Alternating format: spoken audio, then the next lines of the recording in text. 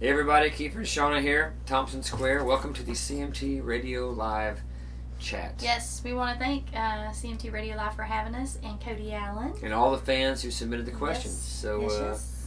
We'll let's dig get right cooking. in here. Jody from Waterloo. She says, do you have, I guess it's a she, right, with an I? Yeah, probably. Do you have any pre-concert rituals that you get ready that get you ready to perform? I usually have like a cup of coffee or some hot tea to warm up the throat, and then we usually do a shot as a band, and then we say a prayer. And we always do the 1, 2, 3 Virginia. Yeah, we do the Virginia. We've made up a word. We have no idea what it means. We just think it's funny. So there you it go. could mean anything. Hope you're not too disappointed in that answer, Jimmy.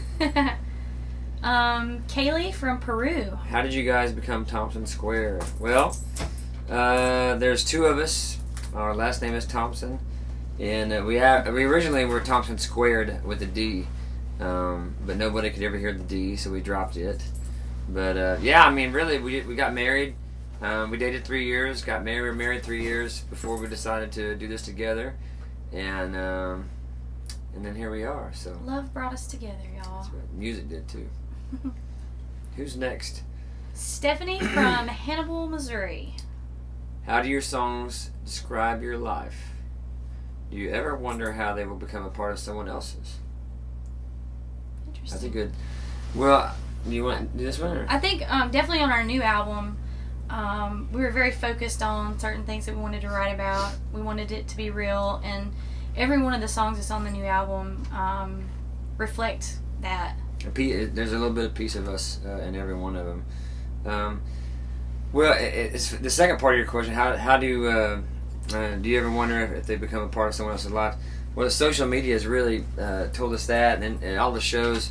I can't tell you how many people we've had that come up and say, "Hey, I Got You" or "Glass" or "Kiss Me or Not" was our wedding song, or it's how we got together, or "Now It's If I Didn't Have You." You know, it seems like the married couple here is bringing other people together. So.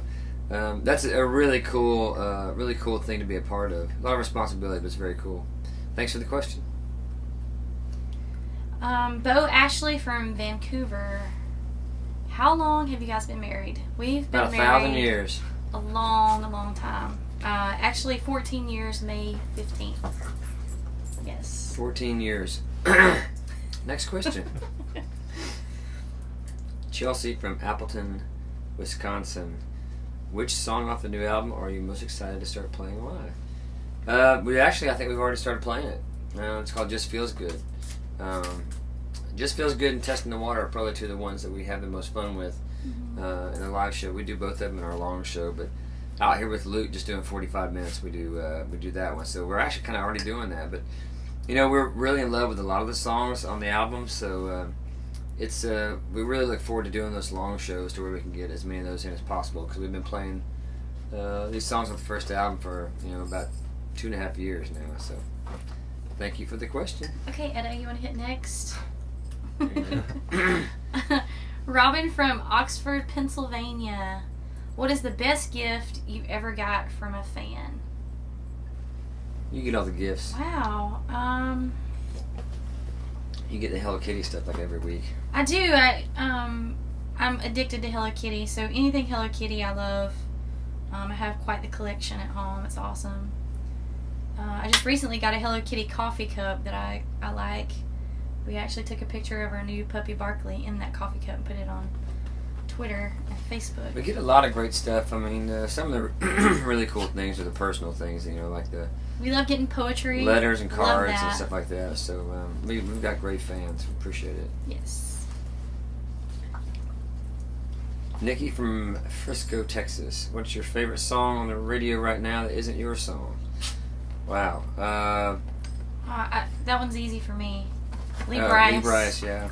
I love that song. It's a sad song, but man, it's so well written, and Lee just sings the fire out of it. Yeah, that's definitely, that is an easy question. Yeah. Jen from Rising Sun. What are each of your favorite quotes and why? One of my favorite quotes is it's hard to beat somebody who won't quit.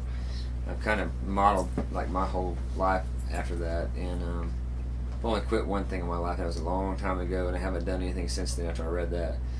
But that's kind of why. I mean, just if you don't ever give up, you know, you can't. I mean, it's hard to beat someone who won't give up. One of my favorites. That's why we're here, I think. From a songwriting point of view, is Tom T. Hall, legendary singer-songwriter. He said to write what you know, and that's what Kiefer and I try to do, so we can keep it real for y'all. So the best that's songs. Probably my favorite. Best songs come from within. Next we have. It is squeaking a toy. Ostija, I believe. Is that Chicago. From Chicago, Illinois. I'm sorry if we pronounced it wrong. With whom would you love to collaborate with the most? Gosh, there's so many awesome artists. I'm a huge Merle Haggard fan. That would be a dream come true to do a duet with Merle Haggard. Kiefer, I could probably answer this one for Kiefer. Can I answer this one for you? Yeah, go ahead. Bruce Springsteen would be ultimate, or Tom Petty. Man, I could go on and on for days with that one, but that's an awesome question. And hopefully one day those will come true. Jennifer from Atlanta, Georgia. If the end of the world was tomorrow, what would be the last song you would ever sing? It doesn't have to be your song. Oh, wow. That's a good question. It might be A tough one, though. In My Life by the Beatles. Would probably be That's a good one. That'd be a good one. Or REM's It's the End of the World as We Know It. If you want to go out on a positive note. Jasmine from Springfield, PA. What is the first thing that goes through your mind when you walk out on stage? I think I can't believe I'm doing this for a living. Yeah. We It's have this, amazing. Jasmine, we have this cool like elevator that we're using this year that's pretty awesome, because up until now we've been singing on smaller stages and stuff, and we have all this production now, and we were able to ride that up every night to do our first song, and when we get that first view of the arena, it's there's a feeling that I can't really explain. It's like what I would imagine it would be like to do drugs, I guess. Be addicted. You just have this energy that's... Yeah, it's definitely a crazy feeling. What's next? Alicia from Murfreesboro, Tennessee. She's in our neck of the woods. What kind of dog is Barkley? Barkley is a chocolate Yorkie, and I think he's a mini or a teacup. He's supposed to be a teacup. We'll see if he's a teacup or not. I don't know yet. He hasn't grown up quite big enough to figure that out yet. But he weighs like 0.9 pounds right now, so he's probably a teacup. Emmeline from Buffalo, New York. How did we meet? You two meet? Kiefer and I met at this place in Nashville called the Nashville Nightlife. It's this little supper club, bar kind of place, and every week they would have this singing competition. And for me, it was just a place to go to meet people, because I didn't really know anybody from Nashville. And this one particular night, I went. I was waiting in line to take my turn to sing, and turned around, and Kiefer walked in the door, and immediately there was something about him. There was this energy about him that I was attracted to, and eventually he came over and spoke to me and introduced himself, and we've literally been together ever since. That was the first week we moved, wasn't it? Yep. Yeah. Yep. So there it is. Big story. Laura from Niagara Falls. What is your greatest memory from touring with Luke Bryan? Well, we just kind of got started, so as of right now, just getting to go out, in the middle of his set and do a medley with them, with Luke and Florida Georgia Line. It's a really fun moment in the show. We just kind of go out there and be stupid and rock out. So that's probably it right now. We might make some more memories, I'm sure, before the tour's over. Allie from San Antonio, Texas. What does it feel like to be on the top 10 chart? It's a dream coming true every time it happens. We've been fortunate. This is our third song that's reached the top 10, and if I didn't have You's our fastest rising single so far. So for some, for a couple people who were just about ready to give up and throw in the towel, to now have our third top 10 charting song is It's pretty a huge accomplishment. pretty spectacular, and it's very surreal. Still doesn't quite feel like it's real, but it's we'll take it. It's a good feeling. It's really great. Thank you for helping us get there. Emma from Byron Center, Michigan. What can us fans expect for the new album? Fun. It's really fun. It's very diverse. I mean, there's a lot of there's some story songs on there about how me and Sean got together, kind of our life. Kind of runs the whole gamut of where we came from. A couple of songs on there for you guys, the fans. Yeah, we thought that was very important this year, this album, to thank you guys for staying up on your feet, screaming and hollering, and spending your hard-earned money and to come out and see us every week. But yeah, there's a lot of fun. The sound is quite a bit different than the first album. We stretched out a little bit on this one, and we just wanted to have fun with this one and kind of throw the rule book away. So I think that's what we did. So I hope you like it. Tegan from Vancouver, BC, one of our favorite places in the world. What is the most memorable concert you have ever played? Oh shoot, there's so many of them. I think mine was our very first time to one hear in Madison. Are You Gonna Kiss Me or Not? That was in Madison, wasn't it? No, it was in Grand Rapids, Michigan. Grand Rapids. I think Are You Gonna Kiss Me or Not might have been 30 or something on the chart, and it was still really new. And we were there and started that song, and everybody started singing with us. And Kiefer actually stopped singing for a second, looked over at me, and was like, "They're singing with us." That was, ever since I've gone to concerts, I've always, I've been singing their songs, and I thought, one of these days someone's going to sing my song, and so that was that probably will always be the most memorable concert for us, because that was the very first time it was so overwhelming you couldn't even hear yourself on stage. Really cool moment. Harlow from Greensboro, South Carolina. What is your favorite venue you've ever played? That one's easy for me, the Ryman Auditorium. We played the Grand Ole Opry. We made our debut there. And it's kind of hard to beat. As an artist, you hear all the other artists talking about how nerve-wracking it is, that there's like a certain spirit or feeling about that room, and it's no joke, y'all. Like, we played there, and Kiefer's usually chatty Cathy, and we were out on the stage, and I looked over at him, and he was like deer in the headlights.